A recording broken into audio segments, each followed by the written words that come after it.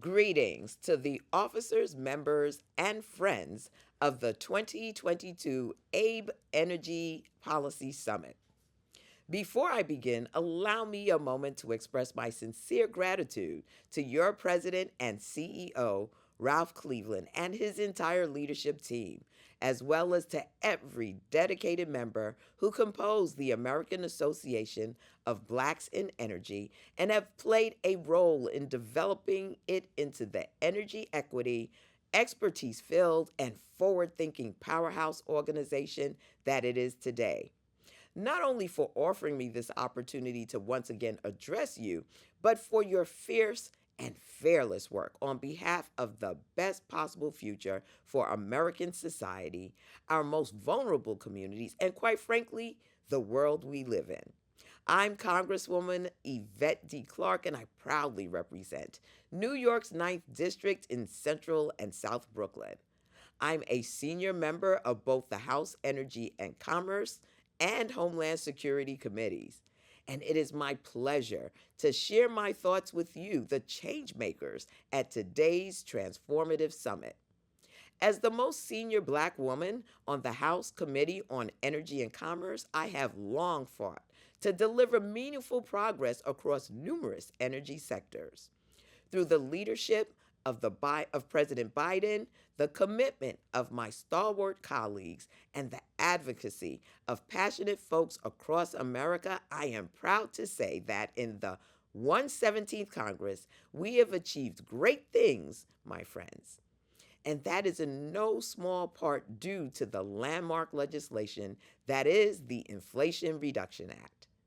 The IRA signed into law this past August without the support of a single Republican colleague, I might add, enacts historic deficit reduction measures to fight inflation, lowers energy costs, incentivize cleaner, more efficient energy production, and will reduce our carbon emissions by 40% by the year 2030.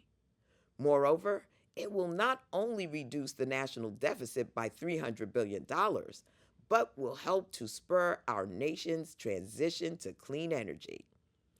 Within this generational bill is roughly $370 billion in funding and tax credits to address the climate crisis, the largest climate investment in our nation's history.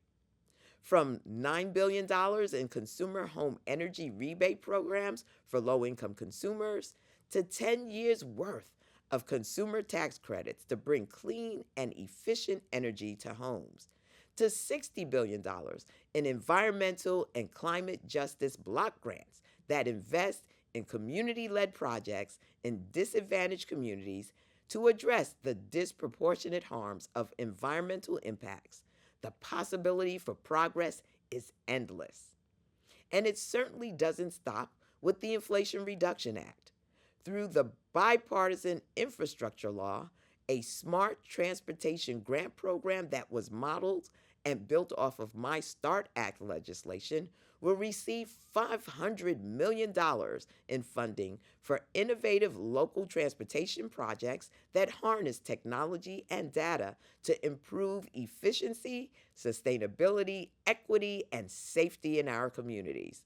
So let me be clear. Smart cities are the future of our nation and our world, and this critical resourcing will enable America to reach it, and the future is now. But while these investments alone are transformative and will forever change the communities they reach, let us also bear in mind the countless Americans who they will uplift by these investments. By continuing to support these projects of the future, we are actively constructing an expansive clean energy workforce, one where employees are able to earn a decent living wage while freeing frontline communities from the impacts of pollution, all while building a stronger, more resilient America towards its future destiny. And my friends, we are determined to reach it. So thank you once again for the invitation to address you today, for listening, and most of all, thank you for your work and advocacy in pursuit of the green future our children and grandchildren deserve. Over the past few decades, Abe has gathered, mentored, and promoted thousands of eager and passionate Black professionals, raised millions of dollars in scholarships, and cultivated our national dialogue on diversity, equity, and inclusion. I promise to use my voice to elevate and promote your great work. You all are a cherished resource to our community, and we all are indebted to you for your sacrifices and commitment to our people. I'd also like to wish you, your family, and loved ones a wonderful holiday season. So stay safe, stay healthy, stay strong, and stay blessed.